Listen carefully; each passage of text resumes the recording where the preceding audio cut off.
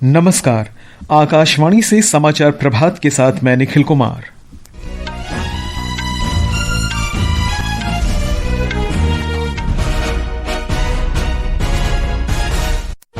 उपराष्ट्रपति पद के चुनाव के लिए आज संसद भवन परिसर में मतदान होगा।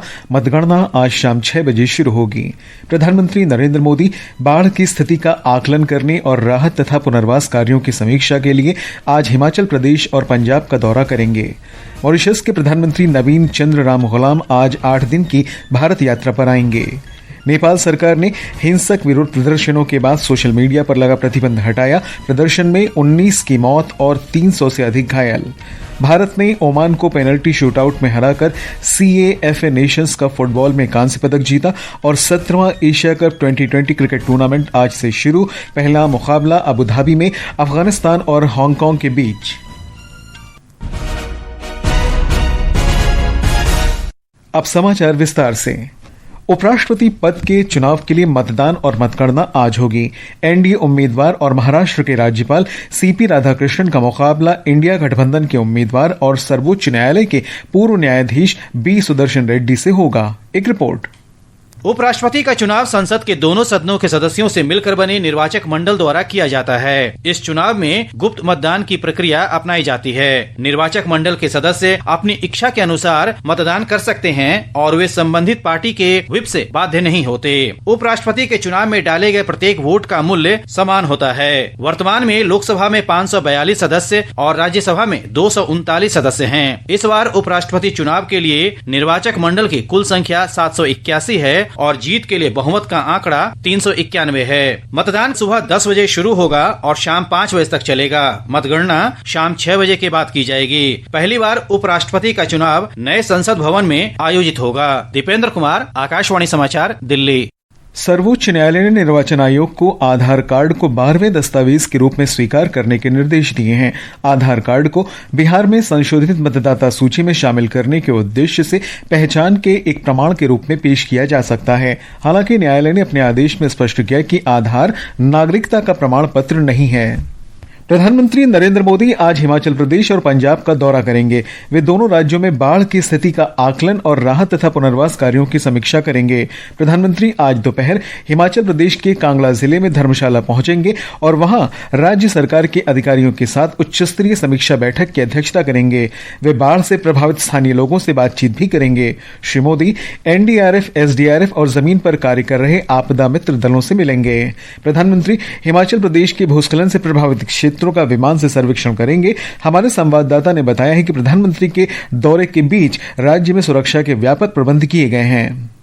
प्रधानमंत्री नरेंद्र मोदी के हिमाचल दौरे को लेकर सभी तैयारियां पूरी कर ली गई हैं और धर्मशाला व इसके आसपास के क्षेत्रों में सुरक्षा व्यवस्था चाक चौबंद कर दी गई है। गग्गल हवाई अड्डे पर प्रधानमंत्री के स्वागत के लिए मुख्यमंत्री सुखविंदर सिंह सुक्खू, नेता प्रतिपक्ष जयराम ठाकुर और मंत्रिमंडल के सदस्य मौजूद रहेंगे। अपने दौरे के दौरान प्रधानमंत्री नरेंद्र मोदी हिमाचल में आपदा से हुए नुकसान को लेकर धर्मशाला में राज्य सरकार के साथ एक समीक्षा बैठक भी करेंगे। मुख्यमंत्री ने बताया कि प्रधानमंत्री नरेंद्र मोदी के साथ होने वाली इस बैठक में राज्य सरकार की तरफ से आपदा को लेकर विस्तृत प्रेजेंटेशन दी जाएगी ताकि प्रदेश को आपदा राहत पैकेज मिल सके। रितेश कपूर, आकाशवाणी समाचार, शिमला। उधर हिमाचल प्रदेश के बाद प्रधानमंत्री पंजाब के बाढ़ प्रभावित क्षेत्रों का भी विमान से सर्वेक्षण करेंगे। वे शाम 4:15 बजे के करीब गुरदासपुर पहुंचेंगे और बाढ़ की मौजूदा स्थिति पर अधिकारियों के साथ बैठक की अध्यक्षता करेंगे। प्रधानमंत्री गुरदासपुर में NDRF, SDRF और आपदा मित्र दल से मिलेंगे तथा बाढ़ प्रभावित लोगों से बातचीत करेंगे। हमारे संवाददाता ने बताया कि पंजाब में अब धीरे धीरे स्थिति सामान्य हो रही है।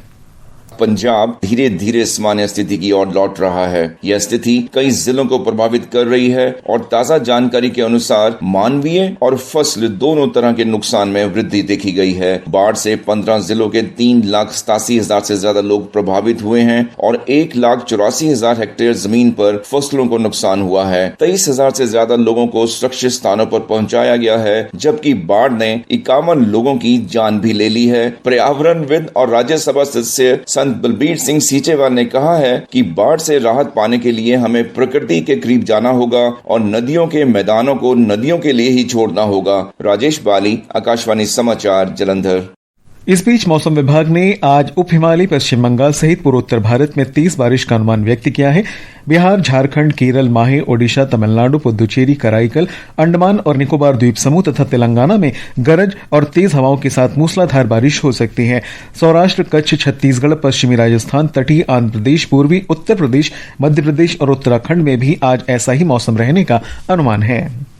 ये समाचार आकाशवाणी से प्रसारित किए जा रहे हैं। ताजा समाचार जानने के लिए आप हमारे social media handle X @AIR News Hindi को फॉलो कर सकते हैं। समाचार प्रभात में आपका फिर स्वागत है। मॉरिशस के प्रधानमंत्री डॉक्टर नवीन चंद्र राम गुलाम और उनकी पत्नी वीणा राम गुलाम आज से 16 सितंबर तक 8 दिवसीय भारत यात्रा पर रहेंगे। एक रिपोर्ट। वर्तमान कार्यकाल में ये भारत में प्रधानमंत्री डॉक्टर नवीन चंद्र राम गुलाम की पहली द्विपक्षीय विदेश यात्रा होगी। डॉक्टर राम गुलाम इससे पहले मई 2014 में प्रधानमंत्री नरेंद्र मोदी के शपथ ग्रहण समारोह में भाग लेने भारत आए थे। अपनी भारत यात्रा के दौरान प्रधानमंत्री राम गुलाम राष्ट्रपति द्रौपदी मुर्मू से मुलाकात करेंगे और प्रधानमंत्री नरेंद्र मोदी के साथ रणनीतिक साझेदारी को और मजबूत करने पर चर्चा करेंगे। विदेश मंत्रालय के अनुसार डॉक्टर राम गुलाम मुंबई, वाराणसी, अयोध्या और तिरुपति भी जाएंगे। मुंबई में वे एक व्यापारिक कार्यक्रम में भाग लेंगे। समाचार कक्ष से आनंद पाठक। नेपाल सरकार ने युवाओं के हिंसक विरोध प्रदर्शन के बाद सोशल मीडिया साइटों पर प्रतिबंध लगाने के अपने फैसले को वापस ले लिया है। इस विरोध प्रदर्शन में लगभग 19 लोगों की मौत हुई जबकि 300 से अधिक घायल हुए। नेपाल के संचार, सूचना और प्रसारण मंत्री पृथ्वी सुब्बा गुरुङ ने बताया कि मंत्रिमंडल की आपात बैठक के बाद सरकार ने सोशल मीडिया साइटों पर प्रतिबंध का फैसला वापस लिया। 3 दिन पहले नेपाल सरकार ने फेसबुक और एक्स सहित 26 सोशल मीडिया साइटों पर प्रतिबंध लगाने का आदेश दिया था क्योंकि ये नेपाल सरकार के साथ पंजीकृत नहीं थे। प्रधानमंत्री केपी शर्मा ओली ने हिंसक विरोध प्रदर्शन की जांच के लिए एक समिति गठित करने का आश्वासन दिया है। उन्होंने कहा कि मृतकों के परिवारों को सहायता प्रदान की जाएगी और घायलों का मुफ्त इलाज किया जाएगा। नेपाल के गृह मंत्री रमेश लेखक ने नैतिक आधार पर अपना इस्तीफा दे दिया है।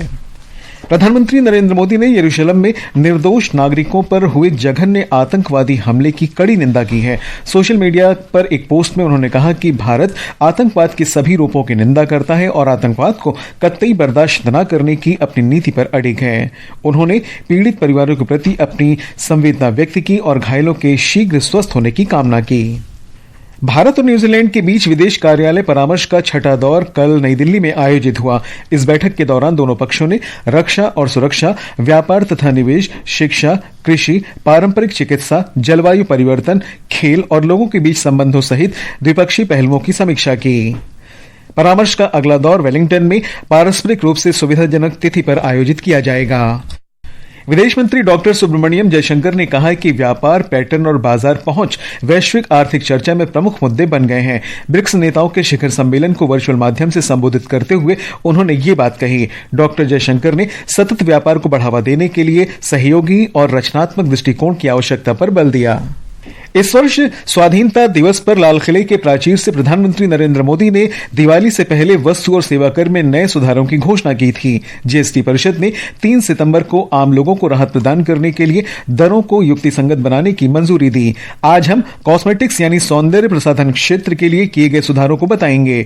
हमारे संवाददाता ने बताया कि जीएसटी में सुधार आम आदमी पर केंद्रित हैं और 22 सितंबर से लागू होंगे।